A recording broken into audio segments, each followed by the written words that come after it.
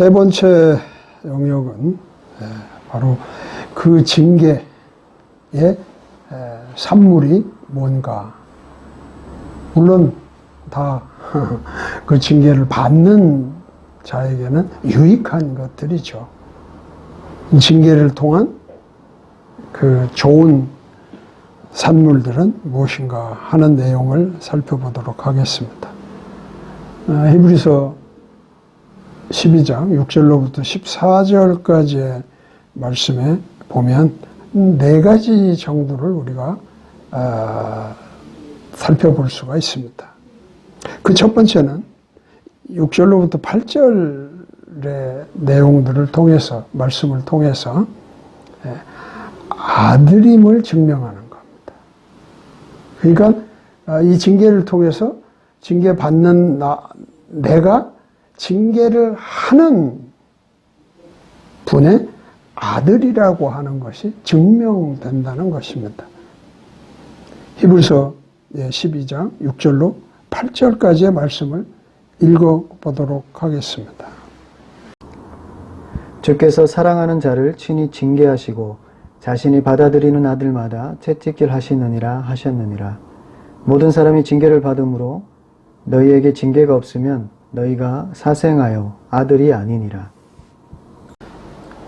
예, 이 6절 말씀도 잠언서 3장 12절 말씀을 인용하여 소개하고 있는 것입니다.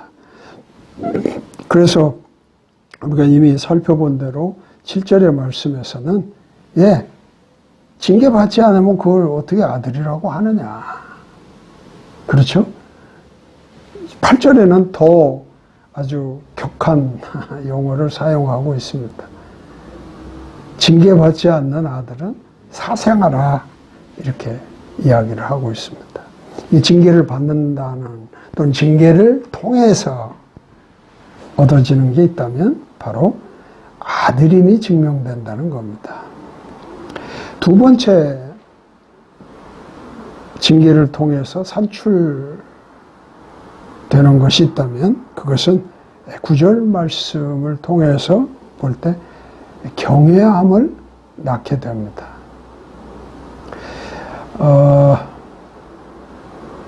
한번 먼저 9절을 읽고 보도록 할까요? 히브리서 12장 9절 말씀입니다. 또한 우리에게 있던 우리 육체의 아버지들이 우리를 바로잡아도 우리가 그들을 공경하였거늘 하물며 영들의 아버지께서 우리가 더욱 복종하고 이로써 살아야 하지 아니하겠느냐. 예, 이 말씀에서 보면 징계의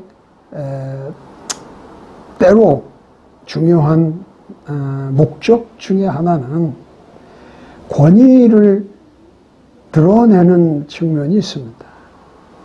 물론 그것이 예를 들면 우리의 육체의 아버지와 아들 관계에 있어서 그 아버지가 아들을 징계함에 있어서 육체의 아버지는, 뒤에서도 그런 언급이 있습니다만은,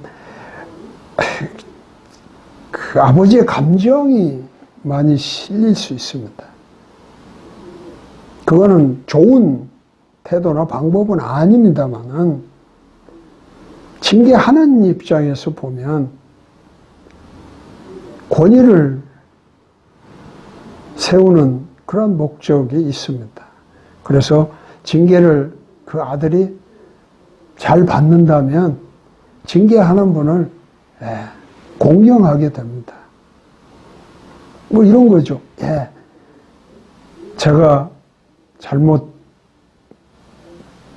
될 때 또는 되었을 때 그런 징계를 통해서 바로잡아주는 그런 일을 하게 된다면 고맙죠. 그리고 그런 일을 아버지 입장에서 아들에게 한다는 것은 오히려 공경스러운 그런 측면을 가지고 있는 거죠. 마찬가지로 영의 아버지, 즉 하나님이 그의 자녀를 징계하실 때도 마찬가지입니다. 많은 육체의 아버지와 다른 것이 있다면 영의 아버지는 항상 그 아들에게 유익함을 준다는 것이 있습니다. 그러므로 영의 아버지께서 그 아들을 징계하실 때에는 바로 그 아들은 그 하나님을 경외하게 되는 거죠. 더욱 경외하게 되는 거죠. 물론 다른 말로 하면 두려워하는 것입니다. 그래서 두 번째 산출되는 그러한 유익은 바로 경외심을 낳는다는 것이 됩니다. 세 번째 징계의 산물이라고 볼 수 있는 것은 10절에서 말씀하고 있습니다. 실제적인 우리에게 유익한 거룩함을 산출하게 된다는 겁니다. 10절을 읽어보도록 하겠습니다.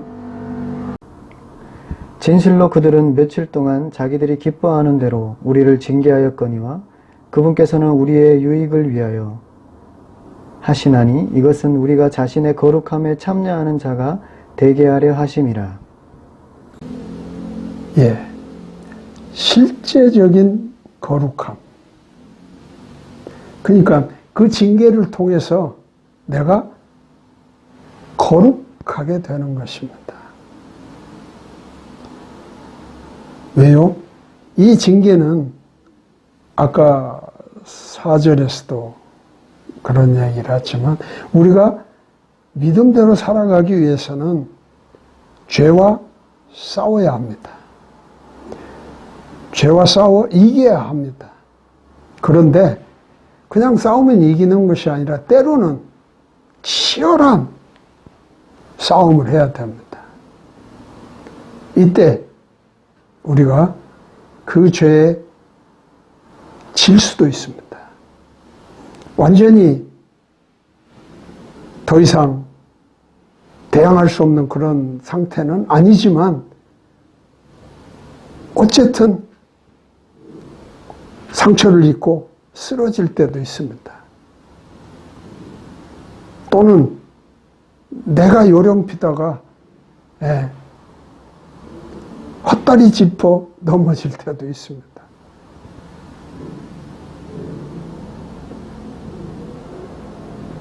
어쨌든 죄와 싸워서 이긴다는 것은 그만큼 거룩해지는 것이죠.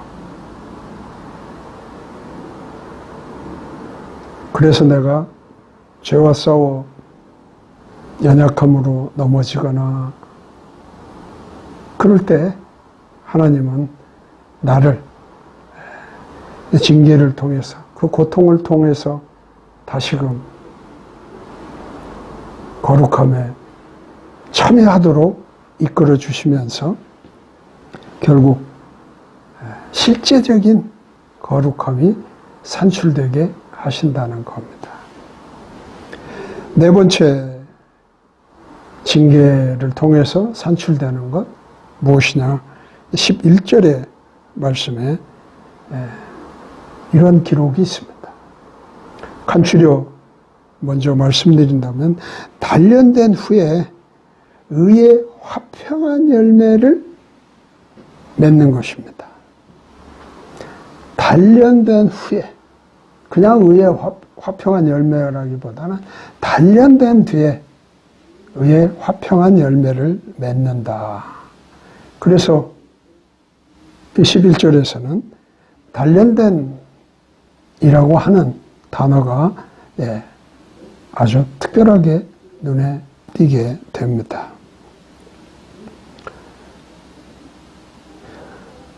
그냥 징계를 받으면 내가 의의 화평한 열매가 자연적으로 맺기보다는 단련되어 가는 과정을 통해서 결국 어느 시점에서 의의 화평한 열매를 갖게 된다고 하는 그런 의미로 이 11절의 말씀을 우리가 생각해 볼 수가 있습니다. 그래서 이 단련된 이라고 하는 이 단어를 조금 분석해 볼 필요가 있습니다. 게김나스 메노이스.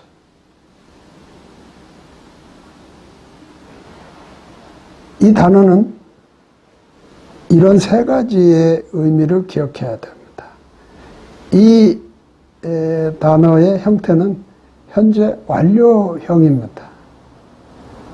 그러니까 이전에 어디서부턴가 쭉 과거의 어떤 시점에서부터 쭉 이어져서 지금 상태에서 완료된 그런 것이 현재 완료형이잖아요.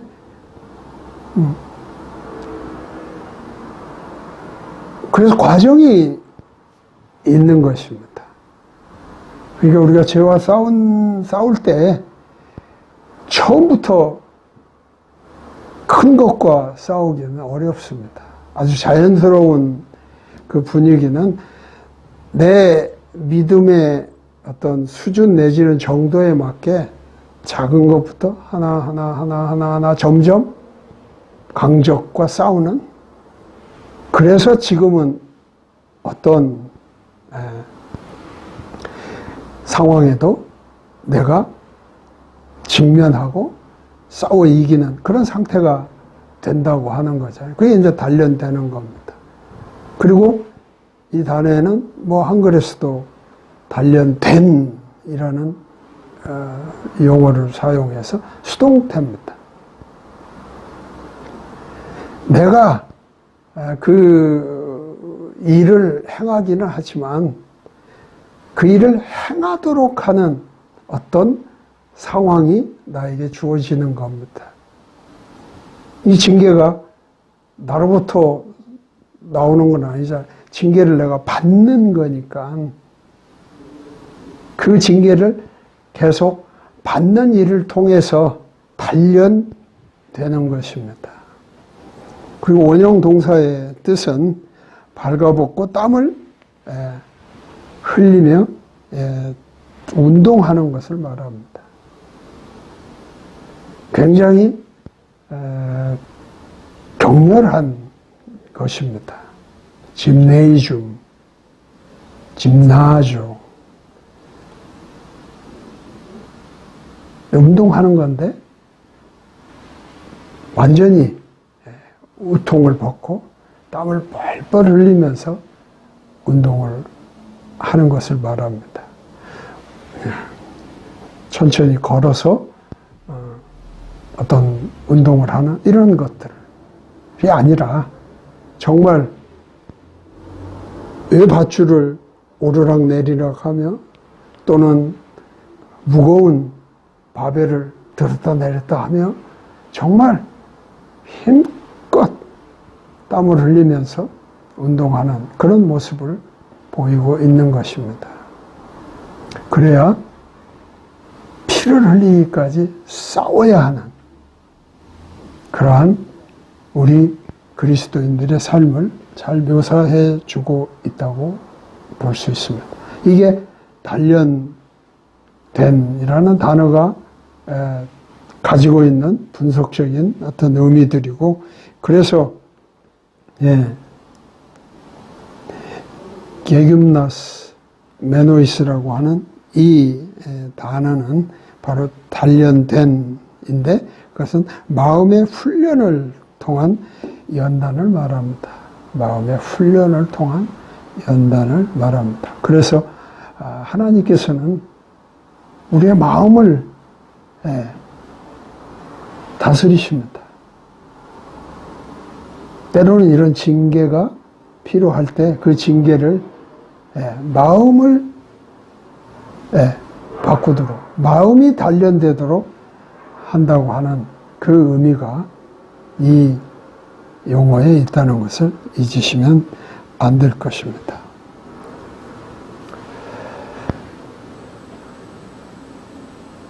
흥미로운 노트를 하나 소개하려고 합니다.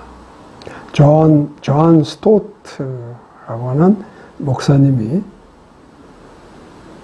크리스찬이 그런 징계를 받는 하나의 모습을 믿지 않는 사람, 난 크리스찬 혹은 비크리스찬들이 매우 안 좋은 그런 뭐라고 할까요? 상태라고 이제 폄하하는 이런 일들이 있는 것에 대해서 그분의 이 징계라고 하는 그 내용을 좀 설명하는 그런 것이 있습니다. 이 사람들이, 크리스찬들이 그 징계를 참고, 그리고 복종하고, 뭐 이렇게 하는, 그래서 말씀에서 보는 것처럼 죄와 싸워서 그냥 피 터지게 고생을 하는 것을 믿지 않는 자들이 보면서 참 크리스찬들은 이상하다. 왜 저렇게 살까? 예를 들면 이런 표현을 하니까 그분이 크리스찬의 징계에 관해서 크리스찬의 참 모습을 이렇게 표현을 했습니다. 먼저 히브리서 12장 12절에 14절 말씀을 먼저 한번 읽고 존 스토트 목사님의 그 노트를 한번 보도록 하겠습니다. 그러므로 늘어진 손과 연약한 무릎을 일으켜 세우고 너희 발을 위해 곧은 행로들을 만들지니 이것은 저는 것이 길에서 벗어나지 아니하고 고침을 받게 하려 함이라. 모든 사람과 더불어 화평과 거룩함을 따르라. 그것들이 없이는 아무도 주를 보지 못하리라. 두 가지의 부정적인 언급이 있고 두 가지의 긍정적인 언급이 있습니다. 먼저 부정적인 언급은 이런 거죠. 우리는 그리스도인들은 징계의 아픔을 즐기는 피학대 음란증 환자가 아니다. 그러니까 그 학대를 당하면서 또는 학대하면서 즐기는 그런 사람들은 아니다. 또 우리는 이를 부두둑 갈면서 그런 것을 참는 스토아주의자들이 아니다. 우리는 그 학대라고 보지 않는 거죠. 학대하는 것도 아니고 학대를 당하는 것도 아닙니다. 징계란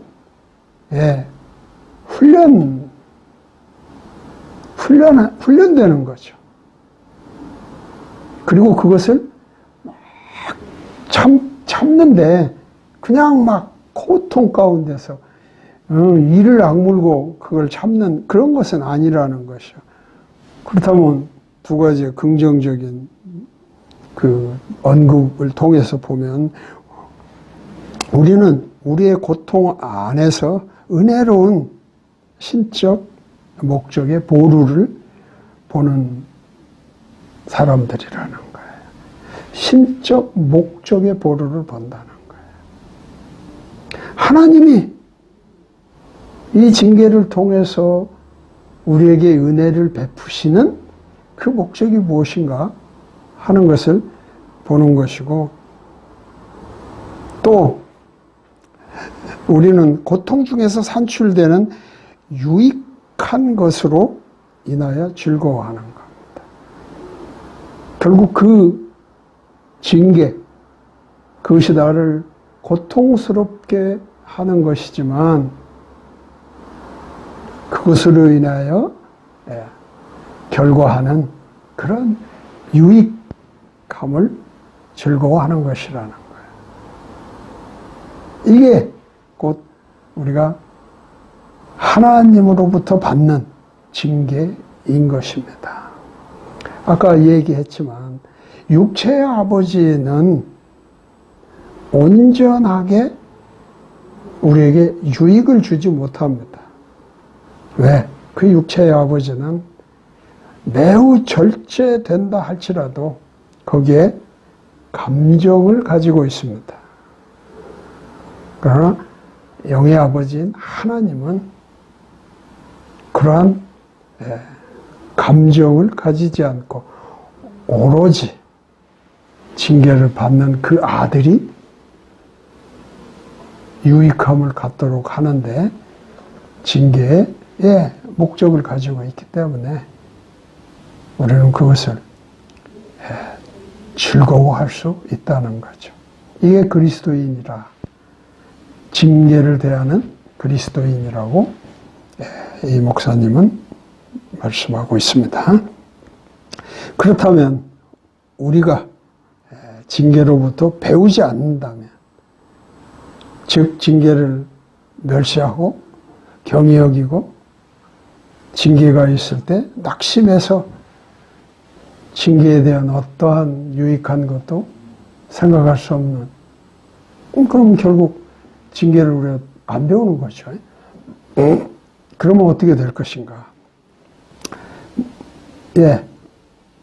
몇 가지로 좀 나누어서 살펴보려고 합니다. 악독의 뿌리가 있다. 쓴마음의 뿌리가 있다. 문제는 고마움과 배은망덕의 매우 대조적인 그런 개념인데, 배우지 않는다면 배은망덕한 대로 빠져갈 수밖에 없다. 그런 뜻일 겁니다. 근데 악독의 뿌리가 있는데 초점은 표면 아래에 있는 부분이 안 보인다는데 문제가 있습니다. 이게 보이는 것은, 그러니까 그 악독의 쓴 마음에 보이는 것은 조금이고, 보이지 않는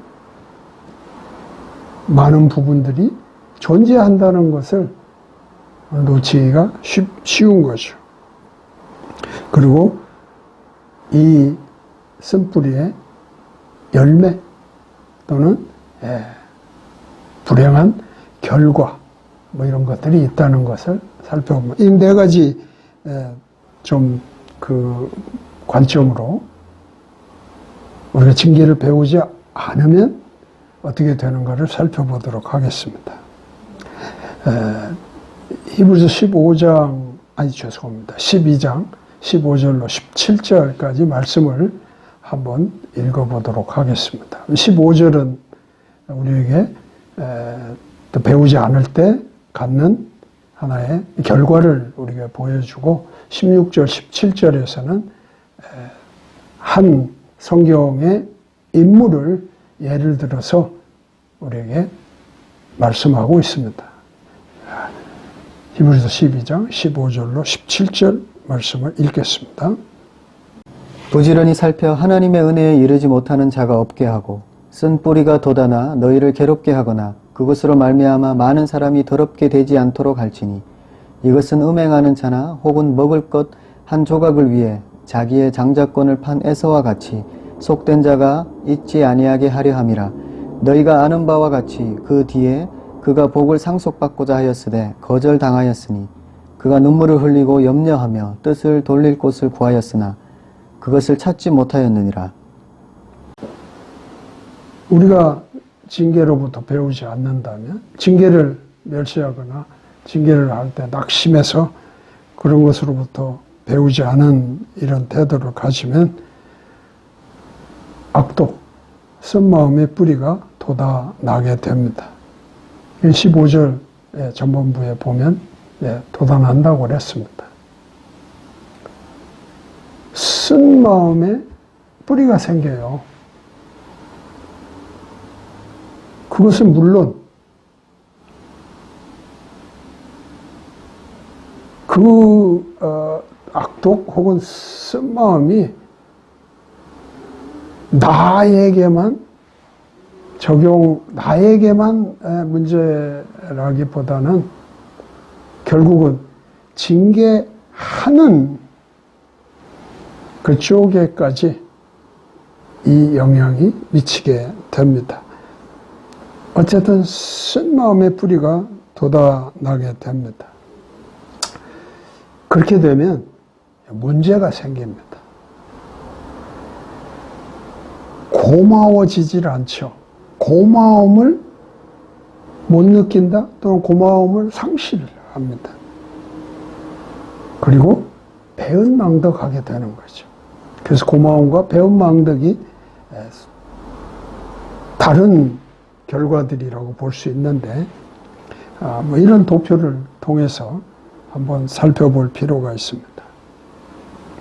결국은 아까 말한 것처럼 타락 또는 하나님의 말씀에 대한 불순종, 이걸 이제 반항이라고 한번 생각해 본다면 출발은 반항으로부터 출발이 됩니다. 그러면 마음이 굳어집니다. 당연히 그렇겠죠. 마음이 굳어지는 것은 하나님의 음성을 들을 수 없는, 듣지 않는 그런 상태에 놓이게 되는 거죠. 그러면 이제 징계가 하나님으로부터 내려지게 됩니다. 그러면 이 징계가 두 가지로 나뉘어 반영할 수 있습니다. 이게 징계가 나눈다는 게 아니라 징계가 한쪽으로는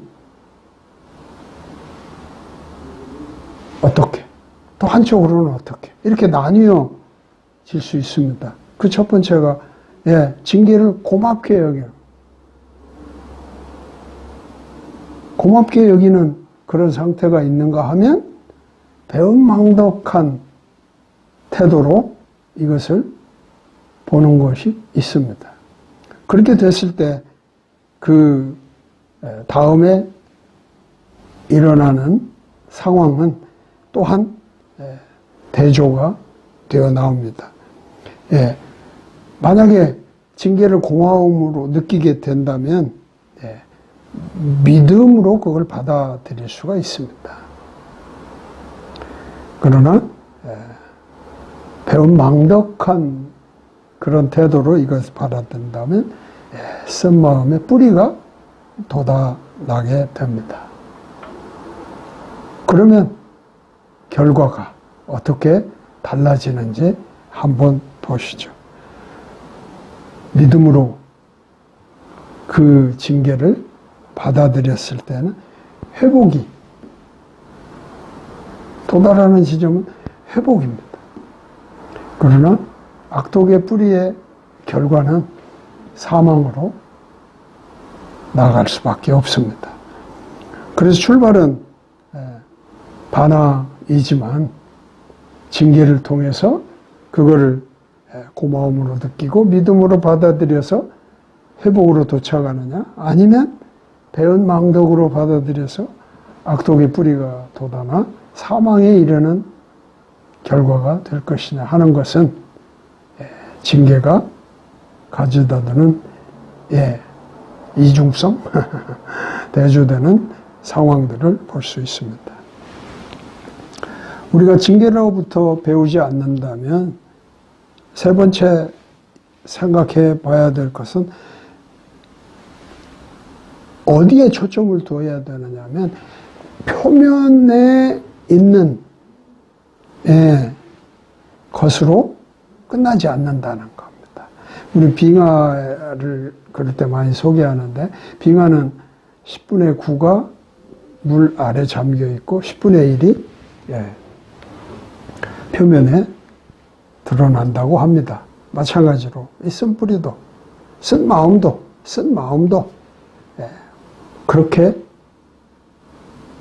형성된다는 거죠. 그 기분 나쁘고 마음에 좀 불편한 것이 조금 보이는데 실상은 그 뿌리는 엄청나게 많이 깊이 박혀 있다는 걸 알 수 있습니다. 그거를 이제 에서의 삶을 통해서 우리에게 보여주고 있습니다. 한번 에서가 어떤 사람인지 대략 여러분들은 정리가 되어 있을 것입니다. 에서는 야곱과 쌍둥이였는데 형이었죠.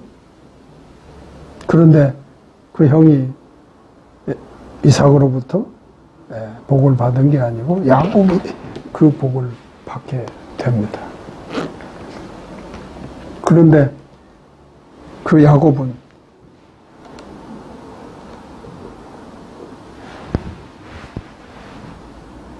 오히려 아버지인 이삭으로부터 축복을 받았지만 형의 그 시기와 질투로 인해서 쫓겨가지 않습니까? 그리고 에서는 그 아버지 곁을 떠나서 다른 삶을 살아감으로 결국 에서가 에돔의 조상이 되고 에돔은 이스라엘과는 무관한 이방인 입장에서 살아가는 이런 것들을 보여주는 것이 에서의 삶 이후에 우리가 볼 수 있는 그런 내용입니다. 이런 것들이 다 이런 그 징계를 배우지 않아서 나타나는 어떤 그런 과정, 결과에 좋은 예가 될 수 있다는 거죠. 대략 한 4가지로 정리해 볼 수가 있습니다. 첫 번째는 상황들의 초점이 틀리게 됩니다. 상황을 잘못 보게 되는 그런 것이 가볍게 나타날 수 있습니다. 그리고 이어서 다른 사람들에게 조종이 됩니다. 내 의지대로 내가 가진 어떤 신앙대로 살아가기가 어렵게 되는 거죠. 주변의 사람들에게 조종이 되는, 그래서 더욱 멀어지며 그 악에 빠져들게 되겠죠. 그리고 자신은 그분과 동행하지 않습니다. 아니, 우리가 신앙생활을 하면서 악에 빠져도 하나님을 늘 바라보며 살 수 있죠. 현실, 다시 말하면 신앙적으로 쉽지는 않는 일이지만, 그래서 그런 악에서 또 회복되어 나오는 것들도 있거든요. 그러나 징계를 배우지 않는 에서 같은 이 성경에 나타난 삶을 보게 되면 그분과 동행하지 않기 때문에 하나님을 떠나서 자기의 삶을 구축해 가는 그런 것으로 보여집니다. 궁극적으로는 하나님께 책임을 전가하는 일이 생기게 됩니다. 이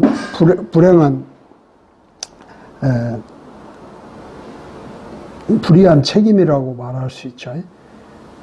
하나님께 책임 전가를 하고 왜 하나님이 나를 이렇게 하셨는지 하는 이런 결과까지 이야기될 수가 있습니다. 에서의 삶을 우리는 이렇게 한번 정리해 볼 수가 있습니다. 그렇다면 이제 결과, 이 뿌리의 열매라니까 열매는 되게 긍정적인 그런 생산의 이야기지만 여기서 열매라는 것은 불행한 결과를 이야기하고 있습니다. 스스로에게 큰 고통을 주게 됩니다. 스스로를 고통스럽게 하는 겁니다. 건강에 문제가 발생할 수 있고요. 재정적인 어려움에 처할 수도 있습니다. 이거는 지금의 우리의 그 신앙의 삶을 통해서 충분히 우리가 체험할 수 있는 그런 불행한 결과들입니다. 그리고 또 한 가지는 다른 사람을 망칩니다. 내가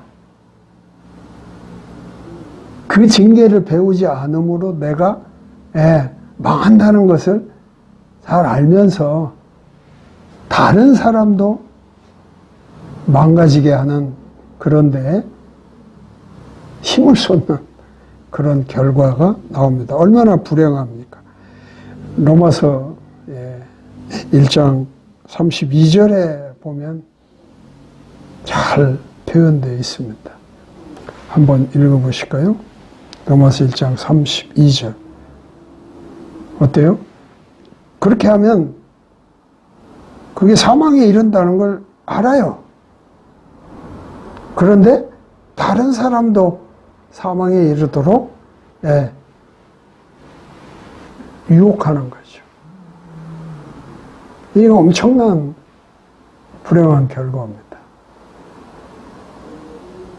그래서 에서의 삶에서도 우리는 그런 걸 볼 수 있는데 결국 자기 왕국을 구축하지 않습니까? 그래서 계속 이스라엘과 대적하는 그런 자리에 있게 됩니다. 우리가 하나님이 우리에게 주시는 징계는 우리가 믿음 생활을 해나갈 때 우리의 믿음 생활이 잘 되어지도록 믿음 생활에 어려움이 생길 때마다 하나님은 우리를 징계하시고자 합니다. 왜? 그건 하나님의 당연한 책임이시기 때문에. 그래서 우리는 그 징계를 멸시하면 안 됩니다. 또 그 징계가 있을 때 낙심해서 징계가 진행되기도 전에 스스로를 놓아버리는, 포기하는 뭐 이런 일이 있으면 안 됩니다. 우리는 오히려 그것을 참고 그 징계의 내용에 복종하면서 우리는 그거를 달게 받게 된다면 매우 우리에게 유익한 그러한 좋은 산물들이 생기게 됩니다. 아들이 증명되고 또 그 징계하는 분을 더욱 경외하게 되고 그리고 실제적으로 거룩함이 산출될 뿐만 아니라 그러한 징계를 통해서 내가 단련되어서 의의 화평한 열매를 맺는 그런 유익함이 있으므로 우리는 징계를 당연히 받아 그 목적을 즐거워해야 합니다.